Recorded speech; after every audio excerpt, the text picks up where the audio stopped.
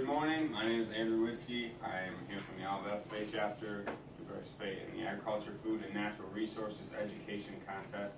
The title of my lesson is Crops in Your Life. So to start out, can anybody identify what these three are for me? Marcus. Wheat on the left, corn in the middle, and soybeans on the right. Awesome. So on the left side, as Marcus said, we have wheat. In the middle is corn, and on the right is soybeans, and those are going to be three of our pretty big topics today as we talk about crops in your life. So the objective for the lesson today, number one, to learn what byproducts are and what roles they play in your life. And number two, to be able to identify some of the wheat, corn, and soybean byproducts that we use every day. So as we looked at the last objective, one of the words that struck out was byproducts. Can anybody tell me what a byproduct is? Paige. A byproduct is like a secondary product that comes from Perfect. So as Paige said, it's something that is not really its intended use, but it's something that is a secondary product created in the making of that product. So some of the byproducts that we see in our daily lives include things like fuel, alternative sources of fuel such as ethanol and biofuels. On the bottom you'll see clothes. A lot of clothes are made using crops. Pet food, things such as corn, wheat, and soybeans are used in a lot of your pet foods. The food that you eat at home is often a byproduct of things like corn, wheat, and soybeans. And pharmaceuticals, which contain trace amounts of corn in many of them. So the first crop we're going to talk about today is wheat. Can anybody name some of the things that may be byproducts of wheat for me? Delbert. Wheaties. Wheaties, perfect. So as we take a look out front, we have a lot of different byproducts you can see here from our three main crops. So those are kind of some of our examples that you can look at as we move through here. And you'll see the worksheets in front of you as we move through these three crops. There's 10 questions on those worksheets and 4 options at the top. You just fill in the blank, and all the answers are right here on the PowerPoint, and we're going to talk about them as well. So, anybody else have any byproducts that you might use in your life that are made of wheat? Paige? Breads and cakes, perfect. Andrew? Awesome. Actually, we'll get to that in just a second, but as you can see right there, 75% of all wheat grown in the world is made directly into flour. So flour is definitely the biggest byproduct of wheat that we see in our life. We also have bread, crackers, cakes, which is said, cereal, like Delbert said, the Wheaties, and animal feed, as we talked about in the previous slide. Wheat is a pretty small portion in a lot of animal feeds, but it is used nonetheless. And these are just some of the ones that we use commonly in our lives. There are a lot, just a ton of byproducts that come from wheat. These are just a few that we talked about. As you see in the picture down here, you can see a lot of different food byproducts, all the cereals, the breads and tortillas over here. And then the top picture up there is what the wheat would look like growing in the field. Next, corn. One of the biggest crops in the United States that we grow here. Can anybody give me some of the byproducts of that? Delbert? Cornbread. Cornbread, very good. Andrew? Corn syrup, yes. Wyatt? Cornflakes. Cornflakes, see, using our resources again. We have a lot of byproducts that come from corn. As we take a look at the picture on the bottom right here, you see a pretty big pile up of byproducts, edible byproducts that you can see. As we scroll through the list of just some of the corn byproducts, we see cereal, like Wyatt pointed out, toothpaste, which surprises some people how many people brush their teeth today. Hopefully all of you. So we see that everybody put that corn byproduct to use today. Animal feed, you'll see the number next to that. That means 36% of all corn grown in the United States goes directly towards animal feed. So that's a pretty big fraction of corn grown in the United States going straight to animals.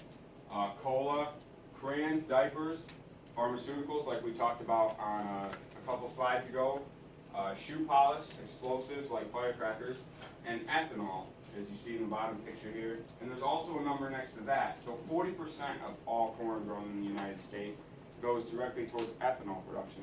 So you see there, between these two, 76% of corn in the United States goes to just those two things. So that's a very large fraction of corn grown in the United States that isn't eaten by the population. And last, soybeans. As you see up there, soybeans growing in the field. Can anybody give me some of the byproducts of soybeans?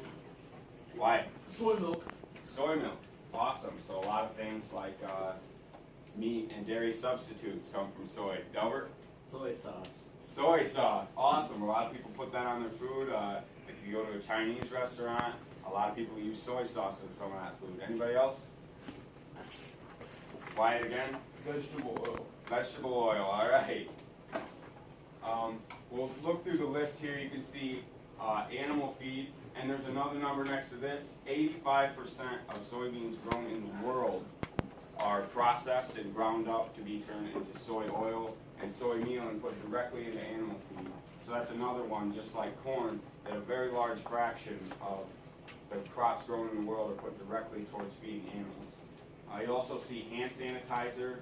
There are a lot of soy-based baby formulas, and then meat and dairy alternatives, such as milk, cheese, and tofu. Soy plays a large part in that. Some soaps and plastics, crayons, just like corn, and biodiesel. A very uncommonly known fact is that 80% of biodiesel comes from soybeans. So soybeans are a very large contributor in the production of biodiesel, which is an alternative form of fuel. So as we went through the three major crops and their byproducts, we hopefully learned something about the byproducts and what they played in our life. So we're going to go back to the objectives of the day and talk about those to make sure that we accomplish what we were looking to accomplish today. So as we remember, the first objective was to learn what byproducts are and what roles they play in our lives. So can anybody tell me what are byproducts? It's kind of a review. Marcus? They come from whatever its primary use is. It's the secondary use. It's the unintentional. Awesome. So it's something that it's like an incidental product made in the production of that. So we talked about a lot of those things. And can somebody tell me what role they play in our lives? This is kind of a thinking question, but somebody answer that for me. Andrew? They're like everyday items that are used.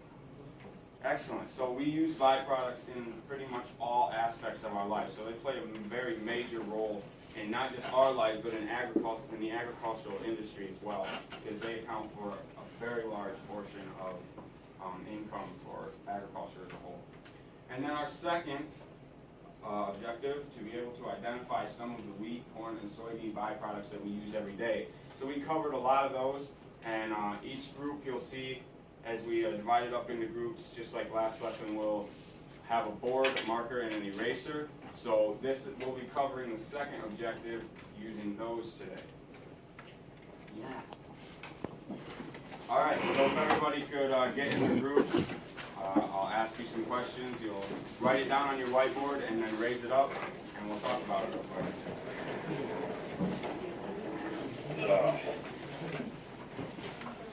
Ready. Ready. All right, is everybody ready for the first question? Yep. Okay. Which of the three major crops that we talked about today are used in animal feeds? 9 minutes has orange.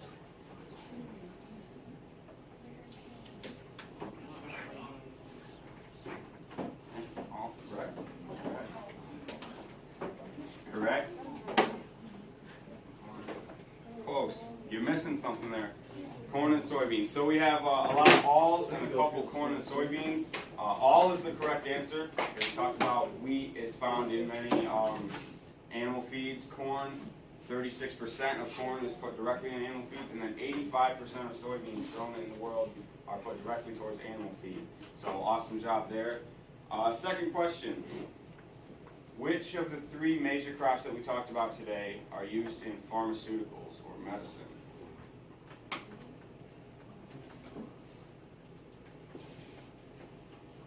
Good, good. Alright, so everybody had the right answer with corn. Trace amounts of corn are found in many pharmaceuticals. So those play a major role in a lot of medical fields. Third question.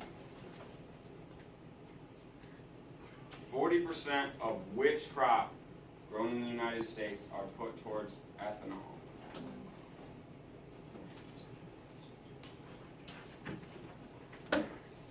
Corn, correct, correct, correct. Correct, correct, all right.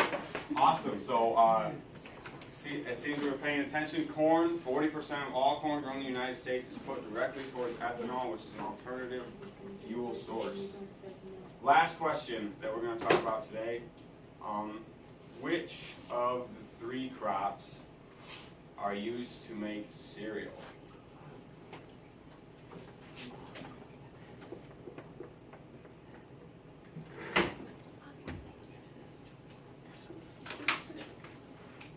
Not quite. All right, you're missing something back there. All right, good. This group over here had the correct answer with all.